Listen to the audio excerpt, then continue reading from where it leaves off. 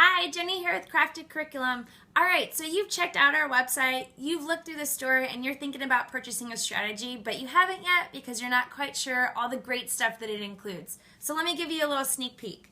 The front page, which is what you can see online, includes the what and the why. Really important, but not nearly as important as what's behind there, and that's the how. So the how, which is anywhere from 2 to 4 pages, lists all the steps that you would go through to implement that strategy back in your classroom. Some of those steps include things like student sentence frames or reflection prompts for you.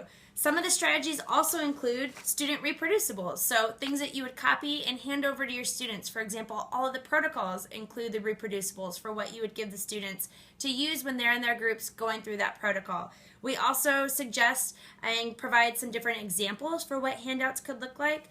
These aren't as prescriptive as our lesson plan. So the idea here is that you could use these in a lot of contexts. So I didn't want to be overly prescribed and give you too much information, but also wanted to be sure that you felt supported to go back and implement this in your classroom.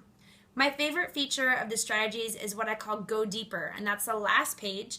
And the last page includes anywhere from 5 to 10 extension ideas for how you could go deeper with that strategy. Maybe turn it into a larger lesson, turn it into a unit or a project, collaborate with your colleagues, get your students out into the community, and those are all aligned to Common Core and Next Generation Science Standards. With every purchase, also includes the 15-page user guide. This user guide is every tip and trick I could think of for your craft. It includes vocabulary that you might not be familiar with, that you might see in the strategy or lesson plans, some additional protocols, some additional activity ideas.